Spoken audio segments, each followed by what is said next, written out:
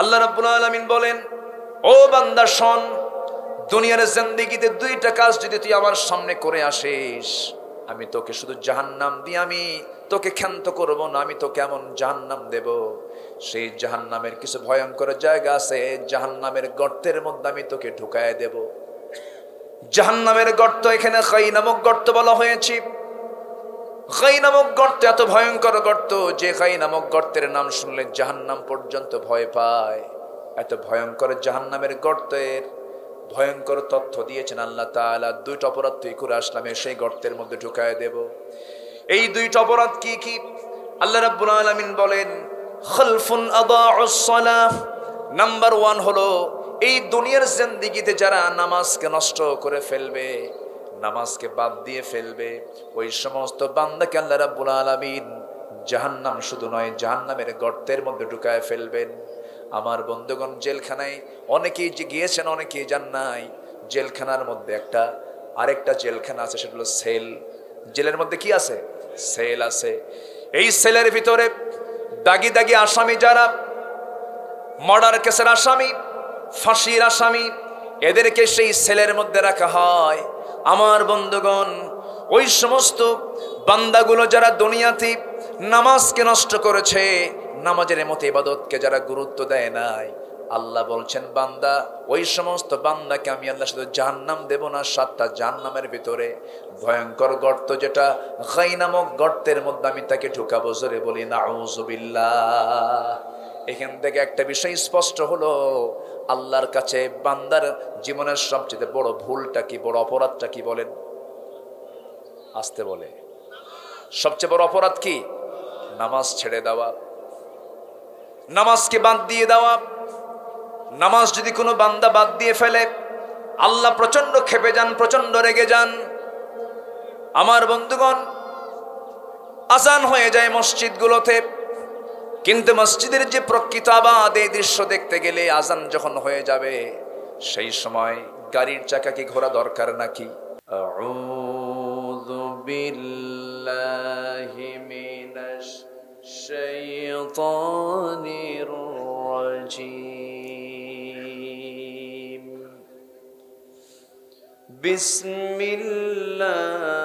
বিসমিল্লাহির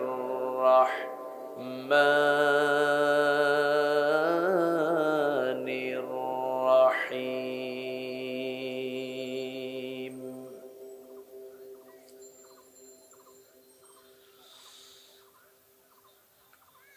فخلف من بعدهم خلف أضاعوا الصلاة واتبعوا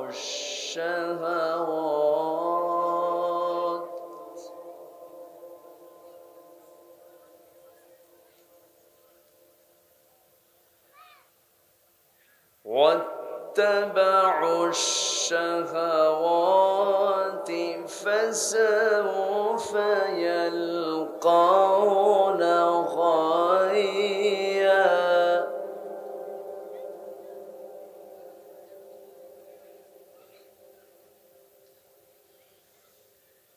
إلا من تاب وآمن وعمل صالحا فأولئك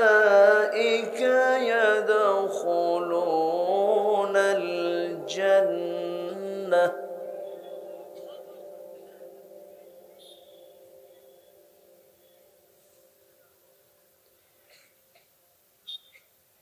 فأولئك يدخلون الجنة ولا يظلمون شيئا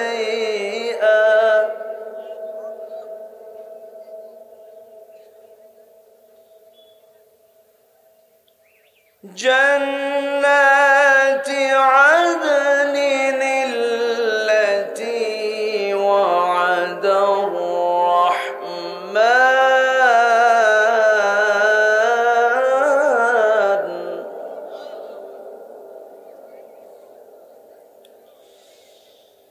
التي وعد الرحمن عباده بالغيب إنه كان وعده مأتيا.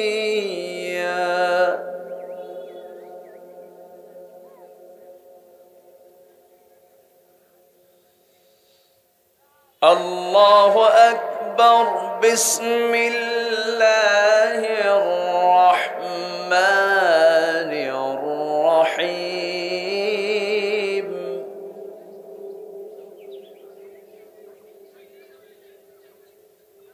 إن الله وملائكته يصلون على النبي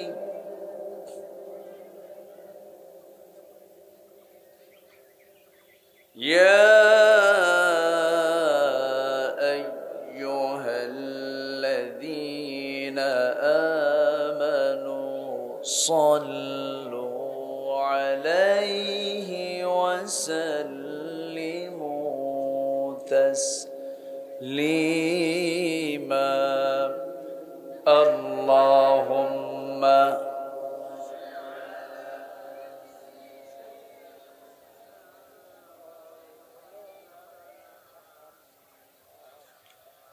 وعلى آل কোথায় আওয়াজ মনিটর যা আছে বলে দিচ্ছেন থামেন উনি কো দিয়েন না রিভার্ব দিয়েন না একদম সাউন্ড ক্লিয়ার করে সবাই বলুন বালাগাল উলা বিকামালিহি কাশাফাত তুজা বিজামালিহি حسنت جميع خصاله سلوا. سورة يوسف بدار حكمة لقمان ما قارئ قرآن یہ دل سادمان ما بلغ العلا بكماله كشف التجا بجماله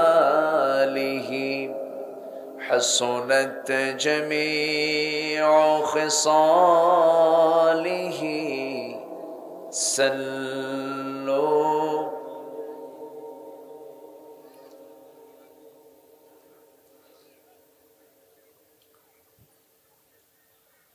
খুলনা অঞ্চলের যশোর জেলার কেশবপুর উপজেলার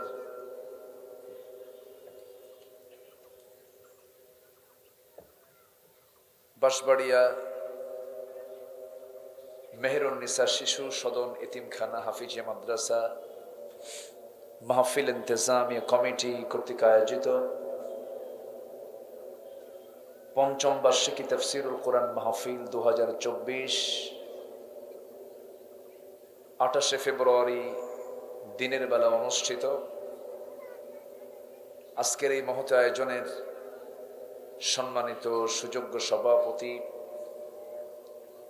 বাঁশবাড়িয়া দাখিল মাদ্রাসার সম্মানিত প্রধান শিক্ষক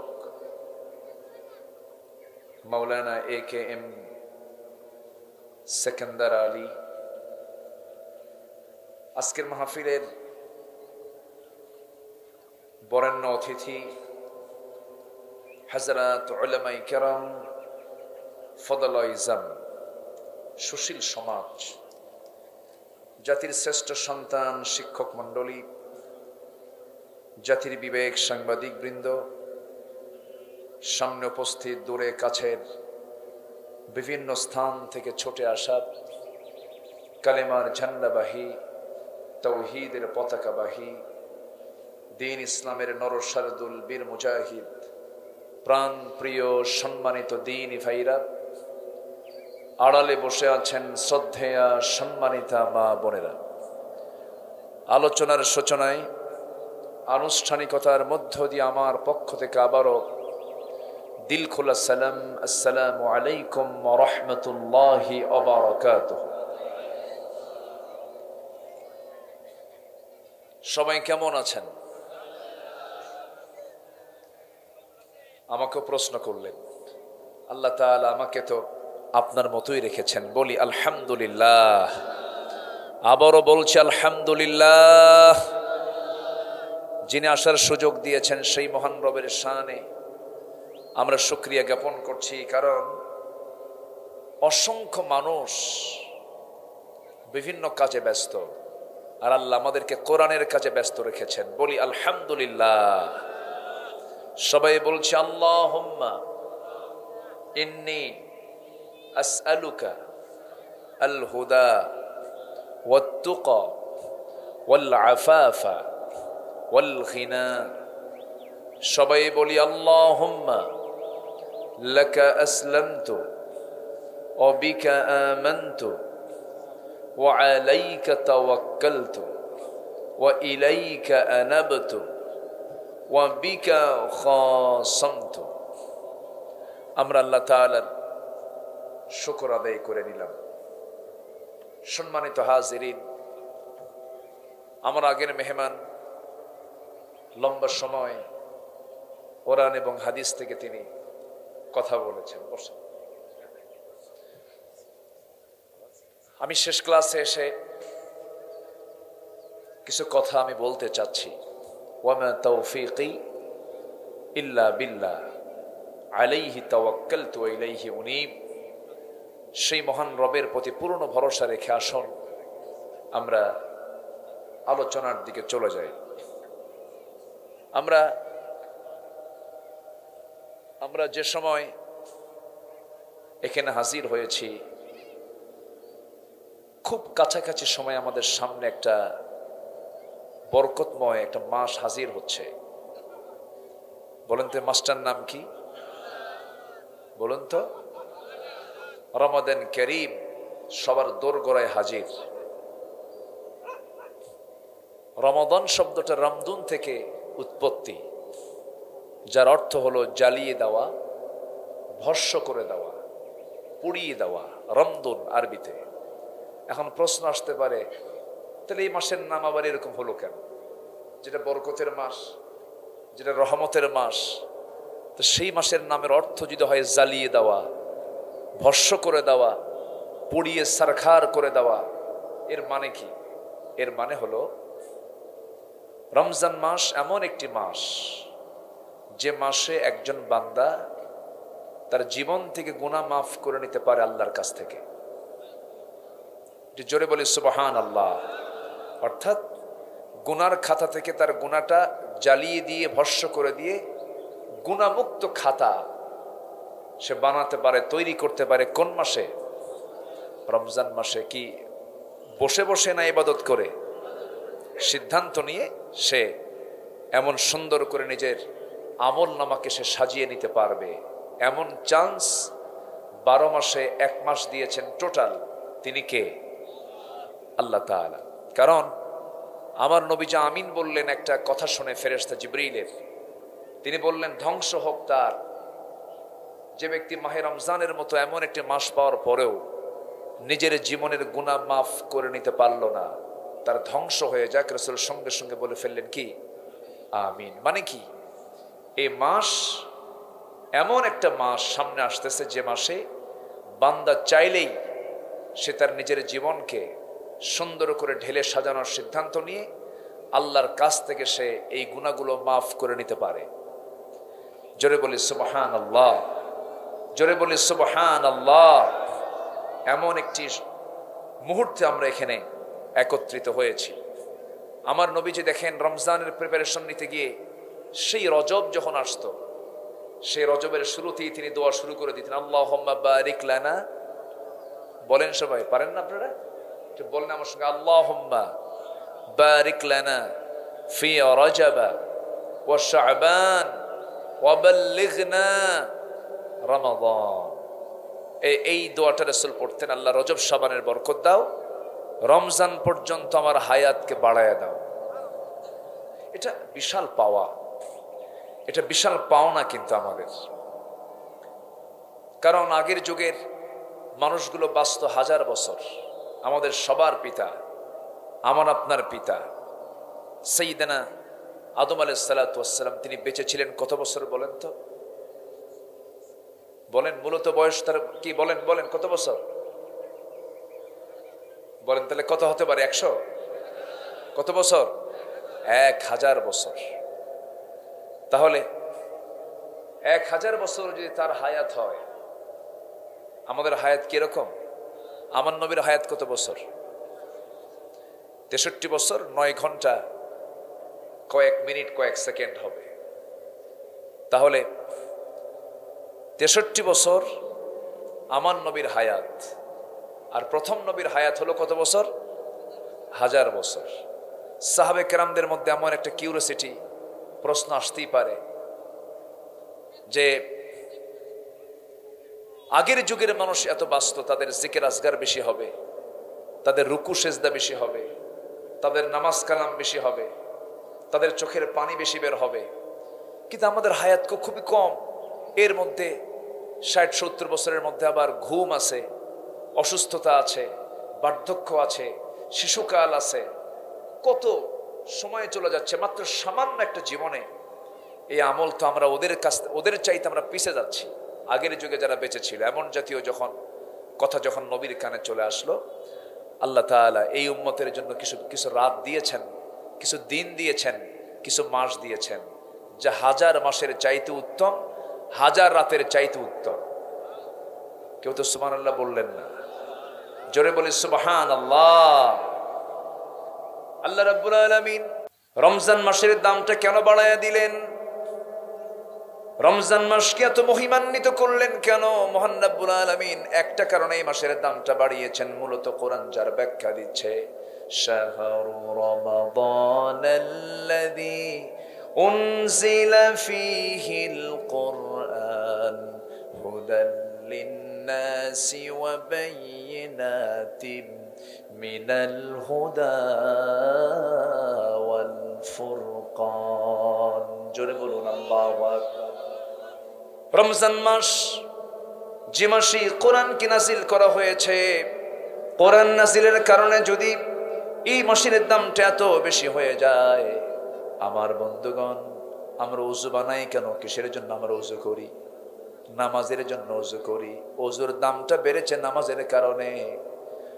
মক্কা কেন যাই? মক্কার দামটা কেন বাড়লো? মক্কায় যাই হলো আল্লাহর ঘর, কাবা সেখানে আছে, এই জন্য আমরা মক্কায় যাই, মক্কার দাম এই জন্য বাড়ছে।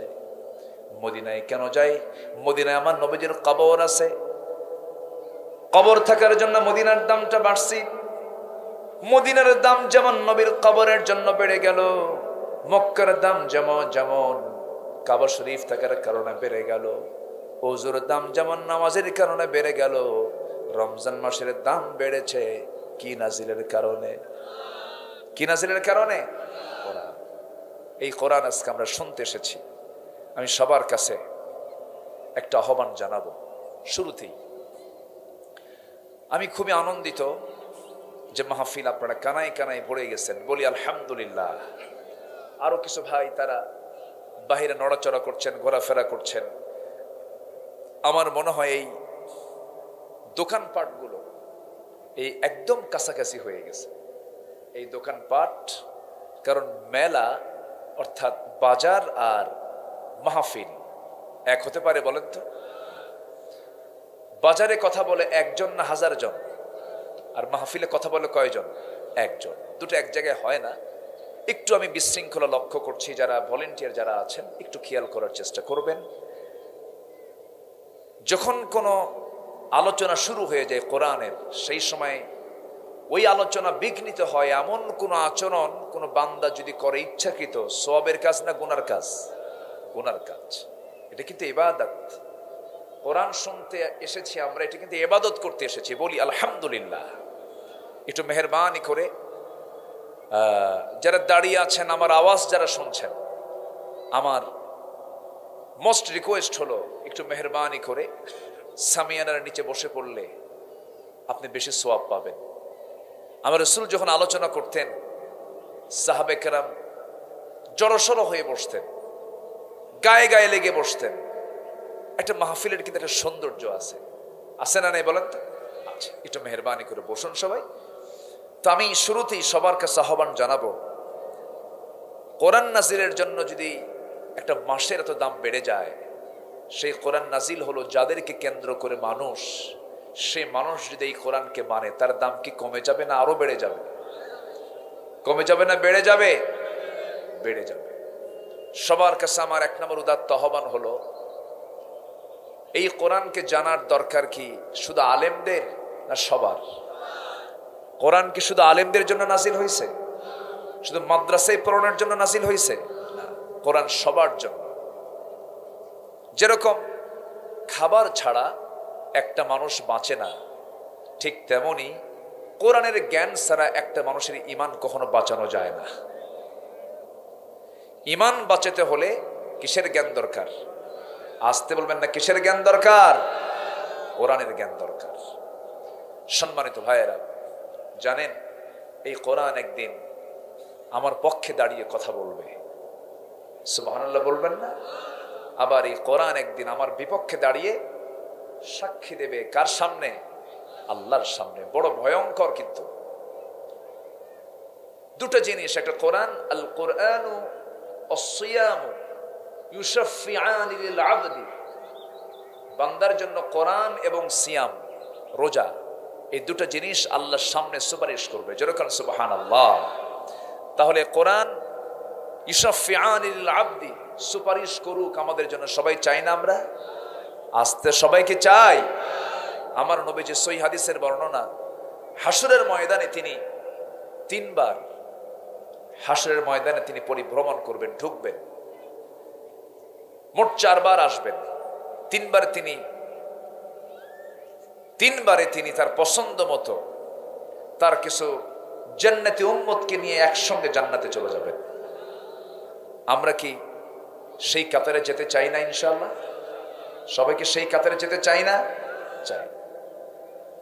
কিন্তু আমার নবীজি প্রথমবার কিছু সংখ্যক উম্মতকে নিয়ে যখন জান্নাতের দিকে চলে যাবেন, দ্বিতীয়বারও আসবেন কিছু সংখ্যক উম্মতকে নিয়ে জান্নাতে চলে যাবেন, তৃতীয়বার আসবেন কিছু সংখ্যক উম্মতকে নিয়ে জান্নাতে চলে যাবেন। সাহাবায়ে কেরাম বললেন, ইয়া রাসূলুল্লাহ, এমনকি আমার আমাদের আম্মা জান আয়েশা সিদ্দিকা রাদিয়াল্লাহু আনহা রাসূলকে লক্ষ্য করে বলছেন, ইয়া রাসূলুল্লাহ, ওই হাসরের ময়দানে অসংখ্য লোকের মাঝ থেকে বাছাই করে করে আপনি ভালো উম্মতগুলোকে আপনি কেমন করে চিনবেন আর কেমন করে তাদেরকে জান্নাতে নিয়ে যাবেন? রাসূল বললেন, ওরে আয়েশা, দুনিয়ার জিন্দেগিতে যে সমস্ত ঘোড়ার মাথার সামনে পাকড়া পাকড়ি চিহ্ন থাকে, লাল কালো কালো সাদা চিহ্ন থাকে, অসংখ্য ঘোড়ার মাঝে যেমন এই ঘোড়াগুলোকে চিনতে সহজ হয়ে যায়, ঠিক তেমনি হাসরের ময়দানে কিছু সংখ্যক বান্দাকে আল্লাহ রাব্বুল আলামিন কপালের মধ্যে নূরের চমক চমকায় দিবেন। যে সমস্ত বান্দাগুলো ইখলাসের সাথে সুন্দরভাবে নামাজ আদায় করে দুনিয়া থেকে বিদায় নিয়েছে, ওই সিজদার জায়গাগুলো কপালটা নূরের আলোতে চমকাতে থাকবে। জোরে বলি সুবহানাল্লাহ। ওই সমস্ত নূরগুলো দেখে দেখে, কপালের চিহ্নগুলো দেখে দেখে আমি রাসূল তাদেরকে নিয়ে জান্নাতের মধ্যে চলে যাব। 3 বার আসবেন পারবেন, কিন্তু চতুর্থবার যখন আসবেন সঙ্গে সঙ্গে এই কিতাব বলবে, ইল্লা মান হাসাবাহুল কোরআন, কোরআন তার বিরুদ্ধে দাঁড়িয়ে বলবে, আল্লাহ এই সমস্ত বান্দাকে তুমি যদি আল্লাহ জান্নাত দিয়ে দাও, তাহলে আমি কোরআন আমার বিরুদ্ধে সে তো কাজ করেছে, আমি কোরআন আমার আইনের বিরুদ্ধে তারা আইন খাড়া করেছে, আমি কোরআন আমার বিরুদ্ধে তারা দল গঠন করেছে, কোরআনের বিরোধিতা করেছে, কোরআনের দল করে যায় নাই, এই সমস্ত বান্দাগুলোকে তুমি আল্লাহ জান্নাত দিতে পারবে না। কোরআন যখন বাধার প্রাচীর হয়ে যাবে, রাসূল এই সমস্ত উম্মতগুলোকে সুপারিশ করতে পারবেন না। এই জন্য এই কিতাবকে আমাদের সবার কাছে নেওয়ার দরকার আছে না নাই? আসতে বলবেন না, আছে না নাই? কোরআন তো শুধু ওযু করে পড়ার কিতাব মনে করলাম, মাঝে মাঝে একটু ওযু করলাম, কোরআনটা পড়লাম, হক আদায় হলো না। না, কোরআন হলো ডায়েরি বুকের মতো পকেটে থাকবে। যে কোনো কাজ করতে যাব, ঠেকে যাচ্ছি, বের করব কি? বের করব কি? কোরআন বের করব। কোরআন বের করে রাস্তাঘাট খুঁজে পাচ্ছি না, রাস্তাগুলো খুঁজে বের করব। এটাতে এমন একটা ম্যাপ, কোরআন এমন একটা ম্যাপের নাম, দুনিয়ার গুগল ম্যাপ দিয়ে যদি আপনি এখন এই মুহূর্তে আপনি চলে যেতে চান কক্সবাজারের মেরিন ড্রাইভ, কাউকে বলতে হবে না, শুধু গুগল ম্যাপকে শুধু বলে দিবেন আমি অমুক জায়গায় যাব, সে তা আপনার গন্তব্যে পৌঁছায় দেবে। মানুষের বুদ্ধি দিয়ে যদি এমন যদি ম্যাপ আঁকানো সম্ভব হয়, তাহলে এই কিতাবের মধ্যে ম্যাপ আছে না নাই? আসতে বলবেন না, আছে না নাই? জান্নাতে যাওয়ার যে ম্যাপ আল্লাহ তাআলা সব ক্লিয়ার করে কোরআনের মধ্যে জানিয়ে দিয়েছেন। জোরে বলি সুবহানাল্লাহ। সম্মানিত ভাইয়েরা, সম্মানিত বন্ধুগণ, কিন্তু বুকটা ফেটে যায়। এখানে এমনও মুরব্বী আছেন 50 বছর পার করেছেন, 60 বছর পার করেছেন, কারো জীবনে মাহে রমজান এসেছে 30 বার, 40 বার, 50 বার, আসে নাই? আসছে। কিন্তু যদি বলা হয় মুরব্বী আপনি কি কোরআন পড়া শিখেছেন? উত্তর আসবে, বাবা শিখবো কখন, পারি না তো, শিখি নাই, বুঝি নাই, পারি না। আজকে আপনাদের চোখের সামনেই একটা বাচ্চাকে আমরা মাথায় পাগড়ি পড়ায় দিলাম। বয়স কত হবে? 60 বছর? বলেন, আপনারাই বলেন। ছোট্ট একটা ছেলে, আমি ওকে প্রশ্ন করছি কিন্তু তোমার বয়স কত? বলল হুজুর আমার বয়স 12 বছর। 12 বছরের একটা ছোট্ট বাচ্চা, তার সিনার ভিতরে কয় পারা কোরআন বলেন তো? বলেন কয় পারা কোরআন? আচ্ছা, আপনি যদি বলেন আল্লাহর সামনে গিয়ে আল্লাহ আমি পারি নাই, আল্লাহ কি মানবেন? আসতে কয় আল্লাহ মানবেন? মনে হয় মানবেন? বলেন কেন মানবেন উনি? আপনি সব বুঝবেন, কোরআন বুঝবেন না, এটা কেমন কথা? মুরব্বী পারে না, কিন্তু মুরব্বীকে যদি বলা হয় চাচা কেশবপুর পৌরসভার সামনে যে 4% জায়গা আছে ওটার দাগ নাম্বার কত? 93। টনটনা বলে দিল।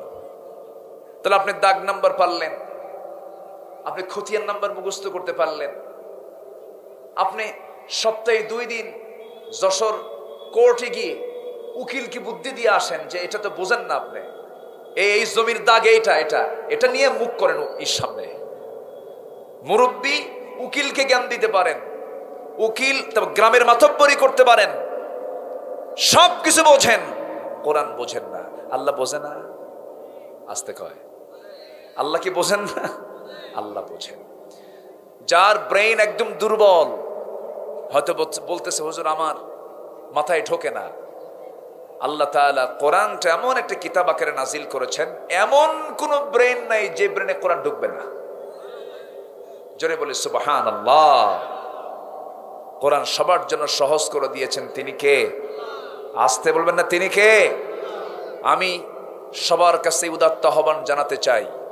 প্রথমেই আমি আলোচনার দিকে ঢুকে যাচ্ছি আস্তে আস্তে। প্রথম যে আমার আহ্বানটা সেটা হলো আগামী রমজান মাসে একটা সিদ্ধান্ত সবাইকে নিতে হবে। আগামী রমজান মাস হবে কোরআন শেখার মাস। আওয়াজ কিন্তু খুব কম পাইছি আমি। অনেকে চিন্তা আছে হুজুর আপনি ওয়াজ করেন, আমরা কি করি সেটা আমরা দেখে নেব, এরকম চিন্তা করতেছেন নাকি? আমি কিন্তু খুব দরদ দিয়ে দিল থেকে মোহাব্বত করে কিন্তু আপনাকে বলতেছি। আমি বলবো না এখানে হাত তুলে দেখেন যে কে কোরআন পারেন আর কে কোরআন পারেন না, আমি এগুলো বলবো না। আমরা বুঝি, আমরা ফিল করি এই সমস্যা শুধু এলাকার না, এটা জাতীয় সমস্যা। এটা কি সমস্যা? জাতীয় সমস্যা। দেশ স্বাধীন হলো 71, আজকে 2024 সাল। শিক্ষা মন্ত্রণালয় আছে, যুব মন্ত্রণালয় আছে, প্রশিক্ষণ মন্ত্রণালয় আছে, কত মন্ত্রণালয় আছে। আজকে স্বাধীনতার 53 বছরে যে জাতির 90% মুসলমান, 18 কোটি মুসলমানের দেশে প্রত্যেক মুসলমান নাগরিক কেন কোরআন শিখতে পারলো না? অবশ্যই শিক্ষার ভিতরে ত্রুটি আছে না নাই? আসতে বলবেন না, আছে না নাই? যদি বলা হতো প্রত্যেক বিসিএস ক্যাডার যারা ইন্টারভিউ বোর্ডে ভাইবা বোর্ডে আসবে যদি মুসলমানের সন্তান হয়, কোরআন থেকে এক পৃষ্ঠা থেকে সহি করে কোরআন তেলাওয়াত শিখাতে হবে, শোনাতে হবে। কোন ব্যক্তির কি কোরআন তেলাওয়াত গলত থাকতো? কিন্তু এগুলো করবে কে? কোন ইকুটিকো দিয়েন না, একদম সিম্পল। তাহলে সবার কাছে আমার প্রথম আহ্বান, আমাকে জাহান্নাম থেকে আগে বাঁচতে হবে। জাহান্নাম থেকে বাঁচার জন্য আমাকে আগে চেষ্টা করতে হবে। আমরা আগামী রমজান মাস আমরা বেছে নেব কি শেখার মাস? বলেন কি শেখার মাস? কোরআন যদি না সহি হয় নামাজ হবে? এখানে আলেম উলামা আছেন, কিন্তু কোরআনকে প্রশ্ন করেন, কোরআন তুমি কাকে লানত দাও?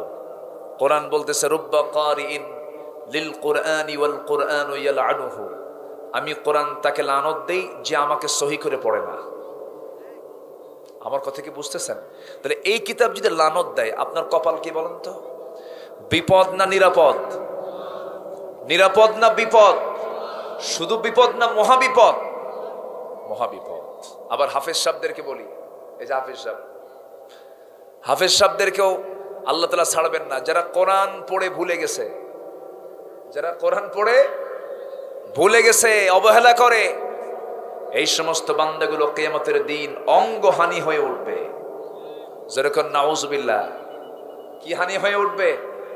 অঙ্গহানি হয়ে উঠবে। তাহলে হাফেজ হলেও হাফেজদের কি সতর্ক থাকার দরকার আছে না নাই?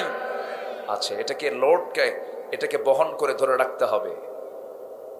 হাফেজদের দাম অনেক বেশি, কল্পনাও করতে পারবেন না। একটা হাফেজের দাম মানে কি জানেন? আমার তো মনে হয় একটা হাফেজের দাম, আল্লাহ তাআলা হাফেজের যে সম্মানটা দিয়েছেন, আল্লাহ তাআলা একজন হাফেজকে জাহান্নাম দিবেন কেমনে? সুবহানাল্লাহ বলবেন না? হাফেজের মধ্যে কয় পারা কোরআন আছে?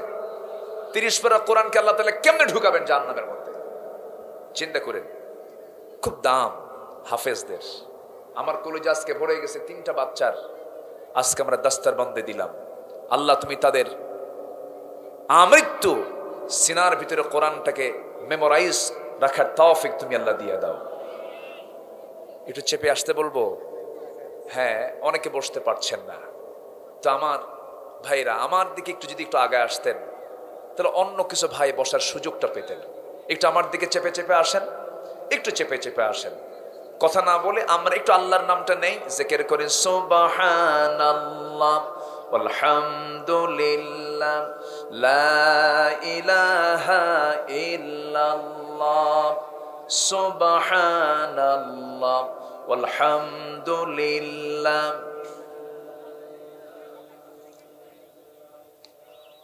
আর জোরে সুবহানাল্লাহ। আপনার সামনের যে ফাঁকা জায়গাটা, এটা আপনার নিজ দায়িত্ব আপনি পূরণ করেন, যেন পিছনের ভাইগুলো এসে যেন বসতে পারেন। জিকির করেন সুবহানাল্লাহ আলহামদুলিল্লাহ লা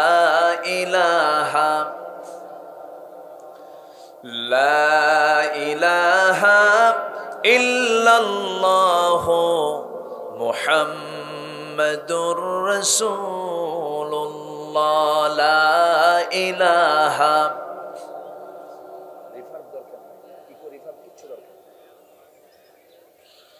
লা ইলাহা ইল্লাল্লাহ মুহাম্মাদুর রাসূলুল্লাহ সাল্লাল্লাহু আলাইহি ওয়াসাল্লাম।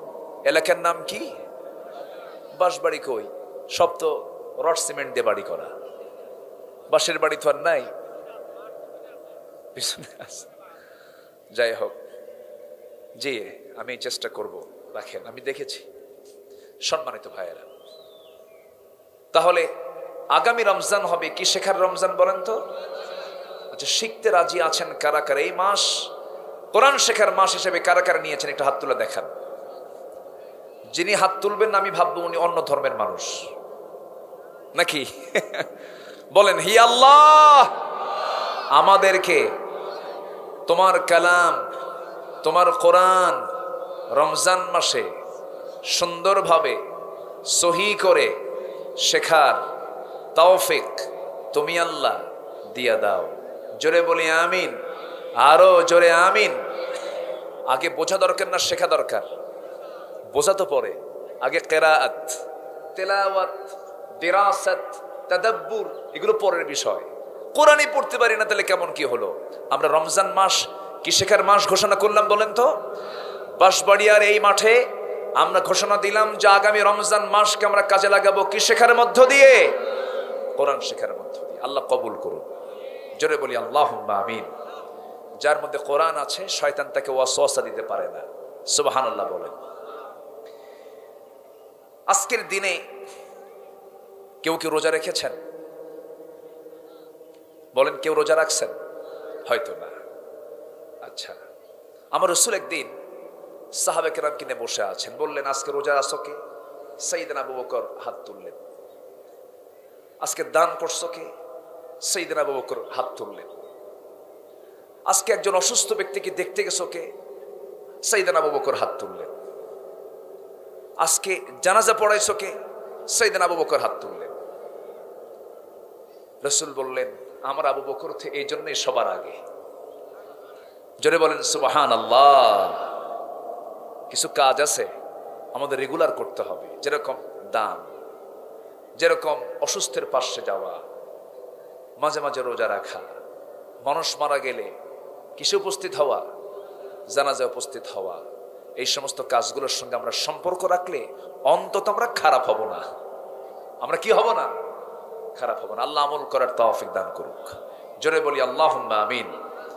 আমরা জাহান্নামকে যেতে চাই? কেউ কি আমরা জাহান্নাম যেতে চাই? আমরা কোথায় যেতে চাই বলেন তো? জান্নাত। কেউ কিন্তু আমরা জাহান্নামের বোঝা নিতে চাই না, কিন্তু জাহান্নামটা এত ভয়ঙ্কর, জাহান্নামটা এত সিরিয়াস, এত কঠিন একটা জায়গার নাম। এই যে আমরা সূর্য দেখতে পাচ্ছি, এই সূর্য যত বড়, 13 লক্ষ পৃথিবীর সমান একটা সূর্য। এরকম 13 লক্ষ পৃথিবী এক জায়গায় যোগ দিলে পরে একটা সূর্যের সমান হয়ে যায়। আল্লাহ তাআলা এত ছোট্ট পৃথিবীকে আলোকিত করার জন্য কত দূরে সেট করেছেন, কত বড় একটা সূর্য। এই সূর্যটা যদি জাহান্নামের গর্তের মধ্যে যদি ছেড়ে দেওয়া হয়, জাহান্নামের মধ্যে যদি মুখে যদি ছেড়ে দেওয়া হয়, নিমেষের মধ্যে জাহান্নামের মধ্যে এই সূর্য হেরে যাবে। সূর্য খুঁজে পাওয়া যাবে না, সূর্য নিখোঁজ হয়ে যাবে। এত বড় জাহান্নাম, এত বড় ভয়ঙ্কর সেই জায়গা থেকে বাঁচার জন্য আমাকে আপনাকে আল্লাহ তাআলা একটা চান্স দিয়েছেন। বান্দা, জাহান্নামের দরজা আমি খুলে দিয়েছি, বন্ধ করে দিয়েছে যে মাসে, জান্নাতের দরজা খুলে দিয়েছে যে মাসে। এই রমজানকে তুই মাথায় নিয়ে জীবনকে সুন্দর করে সাজায় নিবি, এই মাসের ট্রেনিংটা নিবি, বাকি 11টা মাস চালাবি। কিন্তু আমাদের সমাজে কিছু কিছু লোক আছে, বিশেষ করে ধনীদের মধ্যে এগুলো বেশি লক্ষ্য করা যায়। আমার দেশে গরিব মানুষ বেশি ভালো না ধনী মানুষ বেশি ভালো? বলেন, কারা বেশি ভালো? গরিব মানুষ না ধনী মানুষ? এটা বলা মুশকিল, তাই না? প্রশ্নটা কিন্তু খুব জটিল করলাম।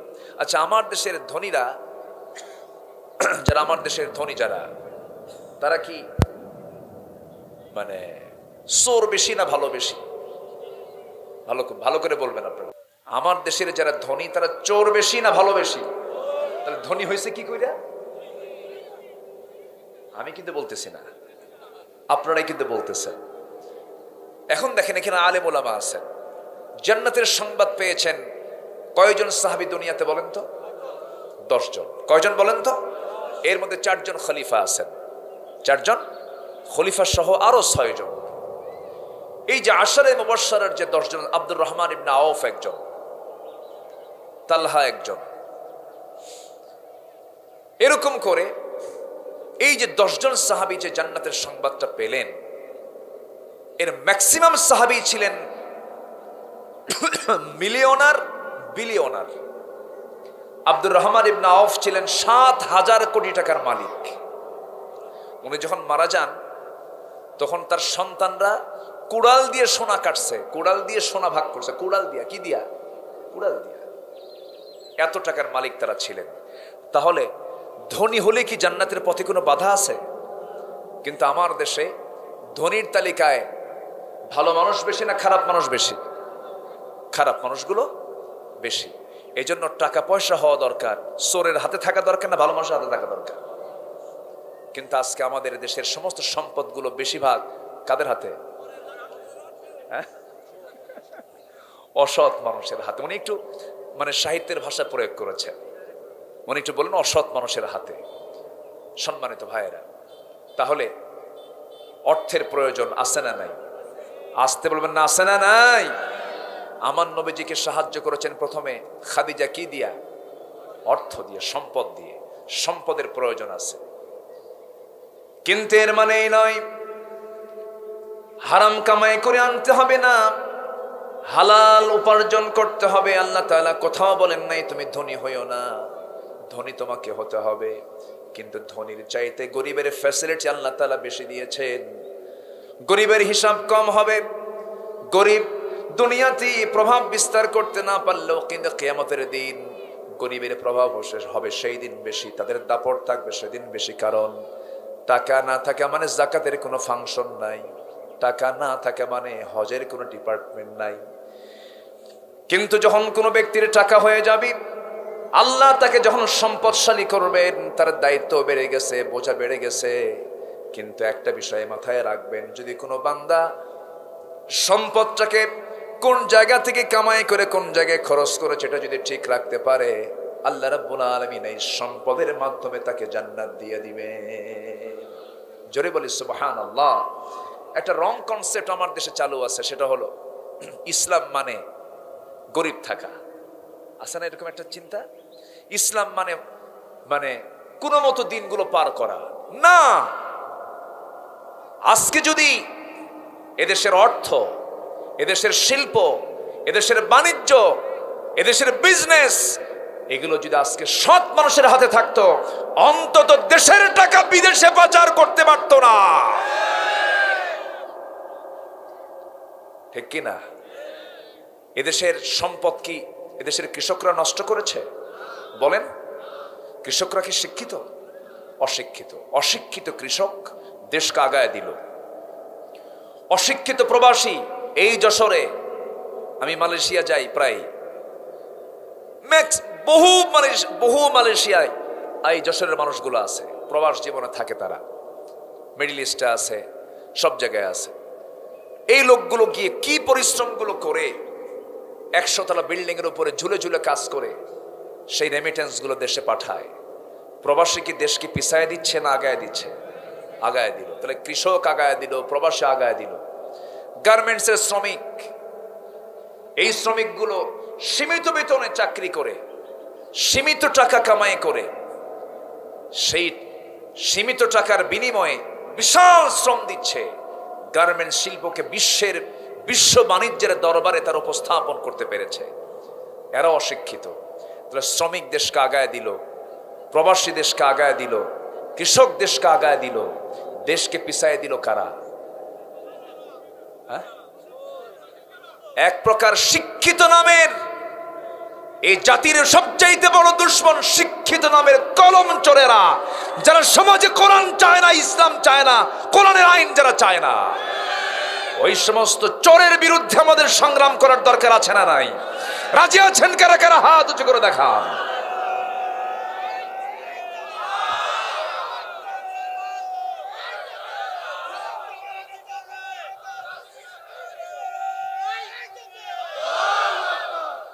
আল্লাহ তুমি সবার হাতকে কবুল করো, জোরে বলে আমিন।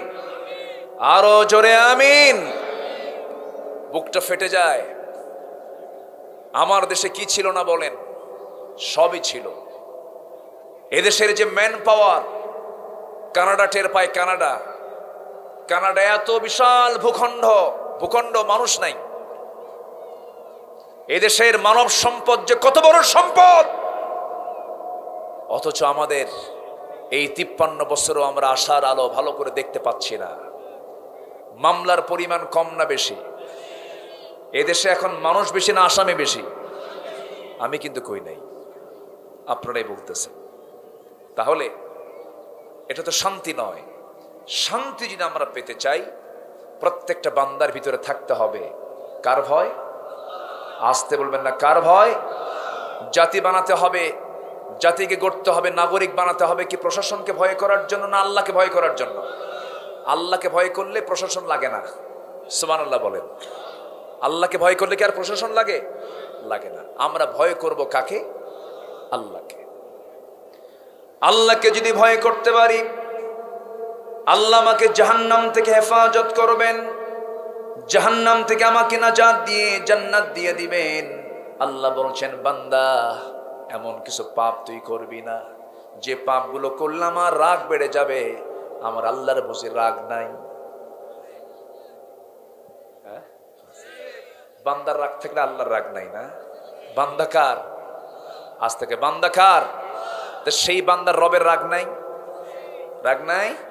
হ্যাঁ, মাঝে মাঝে আসে তো, ভূমিকম্প হয় না মাঝে মাঝে? মাঝে মাঝে যে সিডর আইলা ফনি কি আর কি কয়,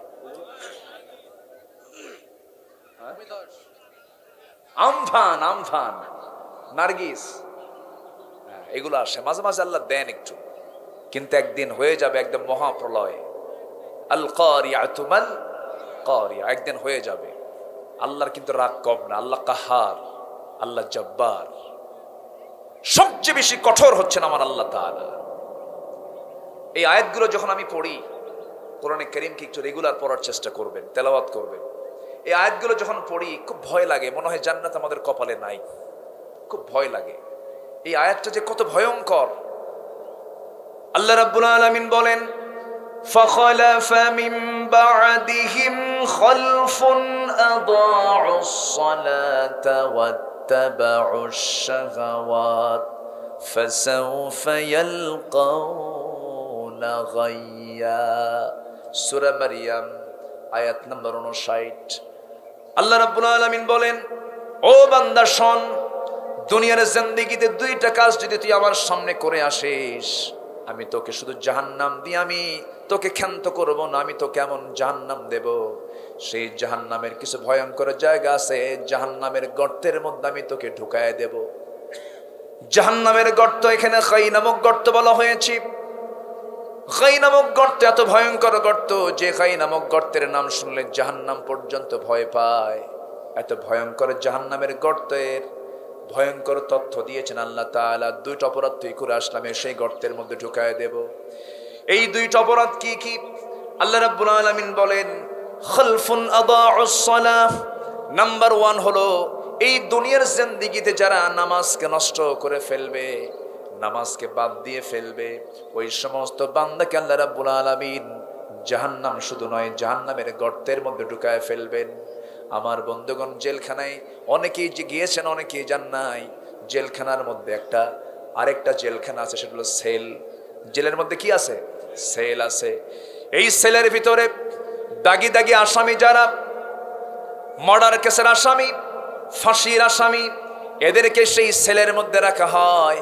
আমার বন্ধুগণ, ওই সমস্ত বান্দাগুলো যারা দুনিয়াতে নামাজকে নষ্ট করেছে, নামাজের মতো ইবাদতকে যারা গুরুত্ব দেয় নাই, আল্লাহ বলছেন, বান্দা ওই সমস্ত বান্দাকে আমি আল্লাহ শুধু জাহান্নাম দেব না, 7টা জাহান্নামের ভিতরে ভয়ঙ্কর গর্ত, যেটা গাই নামক গর্তের মধ্যে আমি তাকে ঢুকাবো। জোরে বলি নাউযুবিল্লাহ। এখান থেকে একটা বিষয় স্পষ্ট হলো, আল্লাহর কাছে বান্দার জীবনের সবচেয়ে বড় ভুলটা কি, বড় অপরাধটা কি বলেন? আসতে বলে, সবচেয়ে বড় অপরাধ কি? নামাজ ছেড়ে দেওয়া, নামাজকে বাদ দিয়ে দেওয়া। নামাজ যদি কোনো বান্দা বাদ দিয়ে ফেলে, আল্লাহ প্রচন্ড ক্ষেপে যান, প্রচন্ড রেগে যান।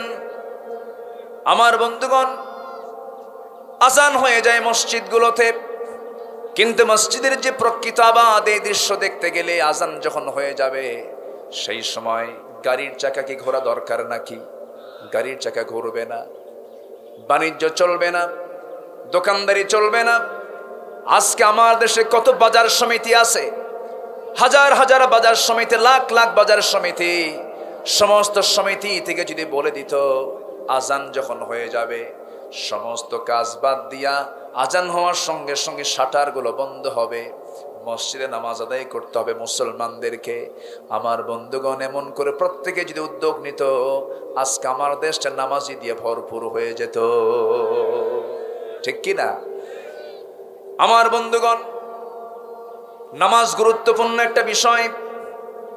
কিছু বান্দা আছে রমজান আসে নামাজ ধরে, রমজান চলে গেল নামাজটা চলে গেল, আবার সারা বছর আকাম কুকাম কইরা রমজান যখন চলে আসে ধনী মানুষ টাকা পয়সা খরচ করার জায়গা নাই, হুজুর একটা ভাড়া করে বলে চলেন আমরা মক্কা মুকাররমায় যাব। মক্কা মুকাররমায় জি সে মনে মনে চিন্তা করে এই জায়গায় 1 রাকাত নামাজ পড়লে পরে 1 লক্ষ রাকাতের সওয়াব পাওয়া যায়। এই চিন্তা মাথায় নিয়া রমজান মাস টোটাল থেকে হিসাব করতেছে, সারা বছর নামাজ তো পড়ি না, 1 মাস নামাজটা পড়তেছি, যোগ বিয়োগ করে হিসাব করে দেখবো 11 মাস নামাজ না পড়ে যে ভুলটা করছে 1 মাসে তা কাজা তুলবো। এরকম আছে না কিছু? এরকম আছে না নাই? এরকম আছে। আমার বন্ধুগণ সারা মাস মক্কায় কাটায় দিল, মদিনায় কাটায় দিল, সব কাজ করে চোখের পানি ফেলে দিয়া দেশে ফিরল। দেশে ফেরার পর ঈদের দিন সন্ধ্যার সময় মদের বোতল 3টা খাইয়া শীত হয়ে পড়ে আছে। আছে না? আসতে বলবেন না, আছে না নাই? এর হিসাব করে কি জানেন? হারাম কাজও করব, ভালো কাজও করব, 2টা প্লাস মাইনাস কইরা জান্নাতে কোনোভাবে হোক একটা চেষ্টা করব আমি। এরকম নিয়ত যদি কারো থাকে সে কি জান্নাত পেতে পারে? সে কি জান্নাত পেতে পারে? আগে হারামকে আমরা ছাড়বো। জোরে বলি ইনশাআল্লাহ, আরো জোরে বলি ইনশাআল্লাহ, আরো জোরে বলি ইনশাআল্লাহ। প্রথম সিদ্ধান্ত নিয়েছি আমরা আগামী রমজান মাস হবে কি শেখার মাস? বলেন কি শেখার মাস? এখন সিদ্ধান্ত নেব আমরা জীবনে নামাজ কেউ ছেড়ে দেব না। কারণ আল্লাহর কাছে বান্দার অপরাধ যা আছে 1 নম্বর অপরাধ হলো কি ছেড়ে দেওয়া। কি ছেড়ে দেওয়া বলেন? সবাই কি নামাজ পড়তে রাজি আছেন না? একটু হাত তুলে দেখেন দেখি নামাজ কারা কারা পড়বেন। জোরে বলেন ইয়া আল্লাহ, আমাদেরকে 5 ওয়াক্ত সালাত আদায় করার তৌফিক তুমি আল্লাহ দিয়া দাও। জোরে বলি আমিন, আরো জোরে আমিন, আরো জোরে আমিন। হাত নামান। তাহলে জাহান্নাম থেকে যদি বাঁচতে চাই 1 নম্বর কাজ হলো আমাকে নামাজে রেগুলার হতে হবে। শয়তান প্রত্যেক রাত্রিতে শেষ রাত্রিতে প্রত্যেক বান্দার কাছে আসে। কে আসে? শয়তান আসে। ফেরেশতাও যেমন থাকে শয়তানও আর থাকে, আসে, চলে আসে। শয়তান এসে বান্দার কাছে এসে 3টা গিট মারে। কয়টা গিট মারে? 3টা গিট মারে। সেই 3টা গিট যখন মেরে দেয় এবং ওয়াজ শুরু করে, শয়তান কিন্তু ওয়াজও করে। শয়তান ওয়াজ করে আলাইকা লাইলুন তাওয়িল, হাদিস, আলাইকা লাইলুন তাওয়িল, আলাইকা লাইলুন তাওয়িল, আলাইকা লাইলুন তাওয়িল। হো ও আল্লাহর বান্দা তোর জন্য রাতটা অনেক লম্বা, ঘুমা ঘুমা ঘুমা। সেই সময় যদি কোনো বান্দা নামাজ পড়ার জন্য বিছানাকে মাইনাস করে যদি উঠে দাঁড়ায়, একটা গিট শয়তানের খুলে যায়। বান্দা যখন ওযু করে, যখন নামাজের প্রস্তুতি নেয়, ওযু যখন বানা, আরেকটা গিট খুলে যায়। বান্দা যখন নামাজে দাঁড়ায় যায়, সারাটা দিন শয়তান আর এই বান্দাকে ওয়াসওয়াসা দিতে পারে না। তাহলে প্রত্যেক রাত্রে আমরা শয়তানের কয়টা গিট খুলবো? আমরা কয়টা গিট খুলবো? আমরা 3টা গিট খুলবো। আমরা নামাজটাকে ছেড়ে দেব না ভাইরি। দুনিয়াকে ছাড়তে হবে, আখিরাত পাওয়া যাবে। দুনিয়া ধরব, নামাজ কাজা করব, সুদের কারবার করব, জেনার কারবার করব, চুরির কারবার করব, মদের কারবার করব। জাহান্নাম ছাড়া গতি নাই, জাহান্নাম ছাড়া কোনো উপায় নাই। আমার ভাইয়েরা, আমার দেশে আবার এমন কিছু নামাজিও আছে যারা নামাজও পড়ে সুদও খায়। এরকম মনে কেশব পড়ে নাই? আছে? নামাজও পড়ে সুদও খায়। তাহলে আবার এরকম আছে হাজিও আছে, হজও করে আসছে সুদও খায়। আছে না নাই? আছে। তাহলে হাজিকে যদি হাজি না বললে মন খারাপ করে, হাজিকে হাজি বলতে হয় না? হাজি না বললে কিন্তু মন খারাপ করে, আমি হজ টস করে আসছি, আমার হাজি কও না কি? ঠিক আছে হাজি বললাম, কিন্তু ও যে সুদ খায়, তাহলে ওদেরকে এখন নাম ধরে ডাকা দরকার। এখন থেকে বিশিষ্ট না কি বলে আলহাজ, বিশিষ্ট সুদখোর সলিমউদ্দিন খান। কি কথা বোঝেন নাই? এটা কেউ মানবে যে সুদ খায়? সে কি মানবে এটা? ও নিজেও জানে সুদ খাওয়া অকাম। সুদ খাওয়া কি অকাম? এটা কোনো কাম না, এটা হারামের কাম। এটা নিজেও যে সে জানে। সম্মানিত ভাইয়েরা, সুদ এত ভয়ঙ্কর গুনাহ যে, এক কথায় বলে দিচ্ছি, সুদ এত ভয়ঙ্কর সুদের সর্বনিম্ন গুনাহ হলো নিজের মার সঙ্গে জেনা করা। জোরে কর নাউজুবিল্লাহ, জোরে বলি নাউজুবিল্লাহ। ভাইরে, সাহাবীদের ইতিহাসগুলো দেখেন না। একজন সাহাবী, গতকাল কি আমি সাহাবীর ইতিহাসটা আমার নতুন করে মনে হলো। এই সাহাবীটা প্রচুর সম্পদের মালিক ছিলেন, বাবার কাছ থেকে পেয়েছেন, চাচার কাছ থেকে পেয়েছেন, প্রচুর সম্পত্তি। হঠাৎ করে তার কাছে তাওহীদের দাওয়াত চলে গেল, তিনি কালিমা পড়ে মুসলমান হয়ে গেছেন। কালিমা পড়ে যখন মুসলমান হয়ে গেছেন, বাবা মারা গেছে আগেই, এতিম হয়ে উনি পৃথিবীতে বেঁচে ছিলেন। তো বাপ মারা গেছে, চাচা দেখতো, তো চাচার কানে সংবাদ চলে গেছে। চাচা আস্তে করে ডাক দিয়ে বলে, এই শুনলাম তুমি নাকি ইসলাম কবুল করছো। সঙ্গে সঙ্গে ভাতিজা বলতেছে, ওই সাহাবী বলতেছেন, চাচা আপনি শুনবেন কেন, আমি চাবো আপনিও এই আলোতে চলে আসেন, আপনিও এই ছায়াতে চলে আসেন, আপনি তো আমার চাচা হন, আপনিও কালিমা পড়েন। সঙ্গে সঙ্গে চাচা বলতেছে, তুমি আমাকে এই প্রস্তাব দিচ্ছ, ভালো কথা, তুমি কি জানো তোমার এই সিদ্ধান্তের জন্য তোমাকে সমস্ত সম্পদ হাতছাড়া করতে হবে। সঙ্গে সঙ্গে সে সাহাবী মুস্কি হাসি মেরে বললেন, আমার সম্পদ কেন, আমার জীবনও যদি দিতে হয় ইসলাম ছাড়তে পারবো না। জোরে বলেন সুবহানাল্লাহ, আরো জোরে বলেন সুবহানাল্লাহ। তার কাছ থেকে সমস্ত সম্পদগুলো, এলাকার লোকদেরকে এক জায়গায় নিয়ে চাচা সব সম্পদগুলো ছিনতাই করে নিল, শুধু ইসলাম কবুল করার কারণে, ঈমান আনার কারণে। সব যখন নিয়ে নিল, ঘরের মধ্যে তুলে নিয়ে প্রচুর হারে তাকে নির্যাতন করা হলো। শেষ পর্যন্ত তার গার জামাটাও খুলে নেওয়া হলো, বিবস্ত্র করা হলো, এমনকি পরনের লুঙ্গিটা পর্যন্ত খুলে নিয়ে তাকে উলঙ্গ করে ঘর থেকে বের করে দেওয়া হলো। শত শত কোটি টাকার মালিক যিনি ছিলেন, উলঙ্গ করে যখন ঘর থেকে বের করে দিয়েছে, সেই সাহাবী সোজা আমার দরজার কাছে গিয়ে বলছে, মা রে দরজা খুলো না, আমার দিকে তাকায়ও না, শুধু দেখো তো ঘরের মধ্যে, দেখো তো আমার সতর ঢাকার মতো এমন কোনো কাপড় আছে নাকি। ছোট্ট একটা সতর ঢাকার জন্য কাপড় দেওয়া হলো। সেই চাদরখানা দিয়া কোনো মতো সতরটা ঢাকলেন সেই সাহাবী। সতর ঢাকে মাকে লক্ষ্য করে বলছেন, মা দুনিয়ার কোনো দরবার আমার দরকার নাই, আমি চলে গেলাম নবীর দরবারে, রাসূলের দরবারে রওনা দিলাম। শীতকাল সেই সময়, তার বাড়িটা ছিল হলো মক্কা এবং মদিনার ঠিক মাঝখান বরাবর। সেই জায়গা থেকে তিনি রওনা দিলেন। রওনা দিয়ে যখন চলে গেলেন মদিনার দিকে, প্রচন্ড শীত, গায়ে কোনো কাপড় চোপড় নাই। নবীর দরজার কাছে গিয়া যখন নক করলেন, দরজা খুলেই দেখেন রাসূল গায়ে কোনো কাপড় চোপড় নাই, থরথর করে কাঁপতেছে। কিছু বললেন না, ভিতরে গেলেন।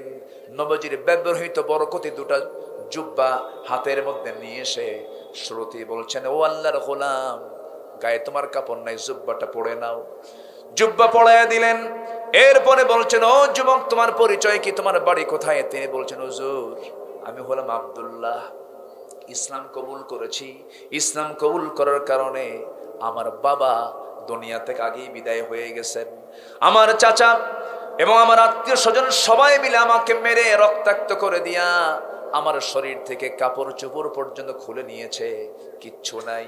শুধু আমি এখন সম্পদের মালিক হলাম, আমার সতর টাকার কাপড় ছাড়া আমার কোনো সম্পদ নাই। এই কথা বলা মাত্র আমার নবীজি বুকের ভিতরে জড়িয়ে ধরে বললেন, ও আব্দুল্লাহ, চিন্তা করো না, তোমার চাচা তোমাকে বস্ত্রহীন করে ঘাড় ধাক্কা দিয়ে বের করে দিয়েছে, আর বিশ্বনবী তোমাকে, বিশ্বনবীর গায়ের জুব্বা তোমার গায়ে দিয়ে দিয়েছে, কোনো চিন্তা তোমার নাই। কোরআন হাতে তুলে দিলেন এবং বললেন, ও আমার আব্দুল্লাহ, তোমার প্রিয় শখ কি? তুমি যা চাইবা সেই দোয়াটা আমি আল্লাহর কাছে করব, আপনি আমার জন্য দোয়া করবেন। এবার রাসূল যখন তার কাছ থেকে শুনলেন, তিনি চুপ করে থাকলেন আর বললেন, হুজুর আপনি যা দোয়া করবেন সেটাই তো আমার বরকতের জন্য। রাসূল দোয়া করছেন, আল্লাহ আমার আব্দুল্লাহর জান মালকে কাফের বেঈমানদের জন্য হারাম করে দাও। এই দোয়া যখন করলেন, আব্দুল্লাহ জিহবায় কামড় মেরে ইন্না লিল্লাহ বলে বলছেন, হুজুর আমার সারা জীবনের সাধনা হলো আমি যেন শহীদ হয়ে দুনিয়া থেকে বিদায় নিতে পারি, কারণ আপনার বর্ণিত হাদিস, যে বান্দা শাহাদাতের নজরানা পেশ করে দুনিয়া থেকে বিদায় হবে, তার কবরে কোনো প্রশ্ন নাই, হাসর নাই, সোজা জান্নাত পেয়ে যাবে। যেরকম সুবহানাল্লাহ। কবরে কোনো প্রশ্ন হবে না। 5 শ্রেণীর, এর মধ্যে একটা হলো শহীদ, আরো 4টা শ্রেণী আছে, সময় থাকলে পরে বলবো। আমার বন্ধুগণ, এই সাহাবী রাসূল বললেন, ও আমার সাহাবী, তুমি এমন করে কথা বলছো কেন? শহীদের দরজা পাওয়ার জন্য তো রক্ত ঝরাতেই হবে এমনটা নয়।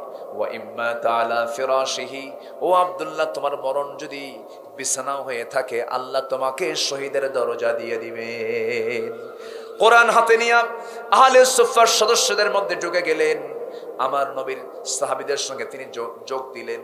কিন্তু আব্দুল্লাহ যখন কোরআন তেলাওয়াত করতেন, এত জোরে তেলাওয়াত করতেন, এত জোরে চিৎকার মেরে মেরে পড়তেন, সাহাবে কেরাম বিরক্ত হয়ে যেতেন। নবীর সামনে এসে একদিন বলেন, হুজুর, নতুন একজন যোগ দিয়েছে, এত জোরে তেলাওয়াত করে আমাদের খুব ডিস্টার্ব হয়। রাসূল বলছেন, কে? আব্দুল্লাহ তার নাম। রাসূল বলছেন, খবরদার আমার আব্দুল্লাহর তেলাওয়াতে তোমরা বাধা দিও না, কারণ আব্দুল্লাহ ঈমান আনতে গিয়ে দুনিয়াটা বিক্রি করে ঈমানটা এনেছে। জোরে কোন সুবহানাল্লাহ। দুনিয়া কি করে দিয়েছে? বিক্রি করে দিস। ওমাইয়াশি নাফসাহু বিতিগা মারদাতিল্লাহ। আমার নবীজি আব্দুল্লাহকে খুব ভালোবাসতেন, মাঝে মাঝে ওর খবর নিতেন।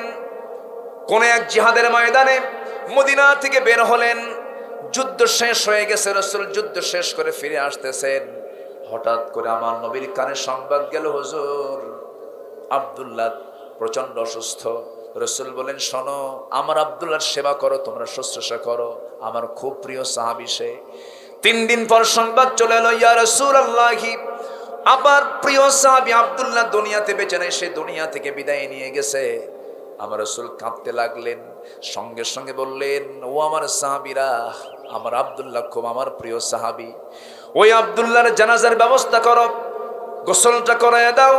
জানাজার দায়িত্ব আমি কাউকে দেব না, আমার আব্দুল্লাহর জানাজার দায়িত্ব আমি রাসূল নিজের কাঁধে নিয়ে নিলাম। জানাজার আয়োজন হলো, রাসূল জানাজা নামাজ পড়ালেন। জানাজা সম্পন্ন হয়ে যাওয়ার পর আমার নবীজি বললেন, ও সাহাবীরা, আমার প্রিয় সাহাবী আব্দুল্লাহর কবরটা কোথায় খনন করেছো? মাকবারা কোথায়? কবরস্থান কোথায়? হুজুর, ওই যে পাহাড়ের 2 পাহাড়ের চিপায় আমরা কবরস্থান আমরা খুঁড়ে ফেলেছি, কমপ্লিট করে ফেলেছি। রাসূল বললেন, শোনো আমার সাহাবীরা, এই কবরস্থানে কবরের মাটিতে আব্দুল্লাহকে নামানোর জন্য আমি কাউকে দায়িত্ব দেব না, আমি রাসূল নিজে আমার আব্দুল্লাহকে নিজে কবরের মাটিতে শোয়া রাখবো। জোরে কোন সুবহানাল্লাহ। কি মর্যাদা, কি মর্যাদা! শুধুমাত্র দুনিয়াকে মাইনাস করেছেন তারা। আমার নবীজি নিজে কবরের সামনে গিয়ে দাঁড়ালেন, এবার কবরের মাটিতে নামলেন। এবার বলছেন, আমার আবু বকর কোথায়? হুজুর, এই যে আমি এই জায়গায়। আজকের দিনে জানাজা পড়াইছে কে? আবু বকর। সব কাজে আগে কে? আবু বকর। আমার আবু বকর, তুমি আসো, ডান পাশে নামো। আমার ওমর কোথায়? হুজুর, এই জায়গায়, বাম পাশে নামো। ওই সাহাবীর কবরে নেমেছেন আমার নবী মুহাম্মদ সাল্লাল্লাহু, আমার নবীর কবরে, আমার নবীর ওই সাহাবীর কবরে নেমেছেন আবু বকর সিদ্দিক রাদিয়াল্লাহু তাআলা আনহু, ওমর ফারুক রাদিয়াল্লাহু তাআলা আনহু, পৃথিবীর সেরা 3 জন মানুষ ওই ব্যক্তির কবরে নামলেন। রাসূল হাতটা আগায় দিলেন, লাস্ট হাতের মধ্যে নিয়ে বলছেন, আবু বকর, মাথাটা ভালো করে ধরো, ওমর পাটা ভালো করে ধরো। শোয়া দিলেন, শোয়া দিয়ে বুকের উপরে হাতটা রেখে রাসূল কাঁদতেছেন আর বলছেন, আকাশের মালিক আল্লাহ, এই আব্দুল্লাহ ইসলামটাকে কবুল করতে গিয়ে দুনিয়া বিক্রি করে দিয়েছে, আত্মীয় স্বজন সবকিছুকে মাইনাস করেছে, ঘর বাড়ি ছেড়ে দিয়েছে। ও আল্লাহ, আমার এই আব্দুল্লাহর উপর আমি এই মুহূর্ত পর্যন্ত সন্তুষ্ট, তুমি আল্লাহ আমার আব্দুল্লাহর উপরে তুমি রাজি সন্তুষ্ট হয়ে যাও। এই দোয়া যখন করছিলেন, পাশে একজন দাঁড়িয়ে থাকা সাহাবী সাদ ইবনে আবি ওয়াক্কাস রাদিয়াল্লাহু তাআলা আনহু চোখের পানি মুছতেছেন আর চিৎকার করে করে বলতেছেন, ও আমার মতো বড় কপাল কে আছে রে, আমার মতো বড় অসহায় কে আছে? আমি জীবিত সাদ বিন আবি ওয়াক্কাস এই জায়গায় না দাঁড়ায় থেকে যদি আমি মরা সাদ বিন আবি ওয়াক্কাস এই কবরের বাসিন্দা হতাম, আমার জীবন ধন্য হয়ে যেত। আমার ভাইয়েরা, সে আখিরাতকে যদি আমরা চাঙ্গা করতে চাই, সে আখিরাতকে যদি আমরা মজবুত করতে চাই, সে আখিরাতকে যদি আমরা আল্লাহর অনুকূলেই আল্লাহ পছন্দের বান্দার শামিল হতে চাই, আমাকে আপনাকে 1 নাম্বার কাজ, আমরা নামাজ কখনো ছাড়বো না। জোরে বলি ইনশাআল্লাহ, আরো জোরে বলি ইনশাআল্লাহ। নামাজটা পড়বো, হারামের কাছে যাব না। নাম্বার 2 হলো ওয়াত্তাবাউশ শাহাওয়াত ফাসাউফা ইয়ালকাউনা গাইয়া। নফসের দাসত্ব করবে না। আজান দিল মনে হয় না? আচ্ছা দিক, আচ্ছা আজান দিচ্ছে। আমরা যদি আমাকে না বলে কেউ কি উঠবেন? যে কোনো একজন সালাম আজানের জবাবটা দিয়ে দেন সবার পক্ষ থেকে। কেউ উঠবেন না? আমরা এখানে যদি নামাজ পড়ি সমস্যা আছে? সবার সমস্যা আছে? আপনি যদি এখন এই মুহূর্তে উঠে দাঁড়ান, মাহফিল কি শৃঙ্খলায় থাকলো না বিশৃঙ্খলা হয়ে গেল? শৃঙ্খলা ভঙ্গ যদি করি, অবশ্যই এটা কিসের মাহফিল বলেন তো? আমরা শেষ করব কি কাজ দিয়ে বলেন তো? বলেন বলেন বলেন, কি দিয়ে, কি দিয়ে বলেন? দোয়া দিয়ে আমরা মাহফিল শেষ করব। দোয়ার আগে যিনি আপনার পাশে থেকে উঠবেন তাকে জোর করে বসায় দিবেন। রাগ করলেন নাকি আপনারা? এটা বসায় দেন। ওযুর সুযোগ দেওয়া হবে, নামাজের জন্য পর্যাপ্ত সময় দেওয়া হবে। এখন রাতের চাইতে এখন দিনটাই বড় হয়ে গেছে, প্রায় দিন এখন অনেক বড়। একটু বসেন। আপনাদের আসার দেরির কারণে আমি উঠতে একটু দেরি করেছি। আমি 2টা থেকে প্রস্তুত ছিলাম মঞ্চে ওঠার জন্য। তো আপনি যেহেতু একটু দেরিতে আসছেন, আমরা যদি একটু দেরিতে, কেবল আজান হলো তো, 15-20টা মিনিট আমাকে সময় দিবেন না? আপনারা দিবেন না? ইনশাল্লাহ দিবেন না? আমাকে সময় দিবেন না? আমি আয়াত যখন ধরেছি আমাকে একটু শেষ করতে দেন। হ্যাঁ, আপনি যদি চলে যান আমি কিন্তু কষ্ট পাবো এবং মাহফিলের সৌন্দর্য নষ্ট হয়ে যাবে আপনার মাধ্যমে। একটা লোক নড়বেন না, বসেন, একসঙ্গে দোয়া করব। জোরে বলি ইনশাআল্লাহ। আমি বাঁশবাড়িয়ার এই মাঠে দেখতে চাই যে মাহফিলের শ্রোতাগুলো কেমন ধরনের ভদ্র শ্রোতা। আল্লাহ যেন কবুল করেন। জোরে বলি আল্লাহুম্মা আমিন। ঠিক আছে সম্মানিত ভাইয়েরা, নাম্বার 2 হলো আমরা নফসের দাস হব না আল্লাহর দাস হব? বলেন, নফসের দাস না আল্লাহর দাস? মন যা চায় তাই কি করা যাবে? মন যা চায় তাই কি করা যাবে? পুরুষের মন চায় একটা নারীর দিকে ছায়া থাকা, মন চায় না? চুপ করে আছে। মন কি চায় না ভাই? যে পুরুষ সে চায়। এখানে কি পুরুষ নাই সবাই? মন কিন্তু চায় একটা নারীর দিকে চেয়ে থাকি। মন চাইলে কি চাওয়া যাবে? আসতে বলেন, চাওয়া যাবে? চেয়ে থাকা যাবে মার দিকে। কার দিকে চেয়ে থাকা যাবে? বউয়ের দিকে। অন্যের বউ না, কিন্তু নিজের বউ। নিজের বউয়ের দিকে চেয়ে থাকা যাবে, সমস্যা নাই। চেয়ে থাকা যাবে নিজের মেয়ের দিকে, সমস্যা নাই। চেয়ে থাকা যাবে নিজের খালার দিকে, নিজের ফুফুর দিকে, নিজের দাদির দিকে, নিজের নানির দিকে, নিজের ভাগ্নির দিকে, নিজের ভাতিজির দিকে।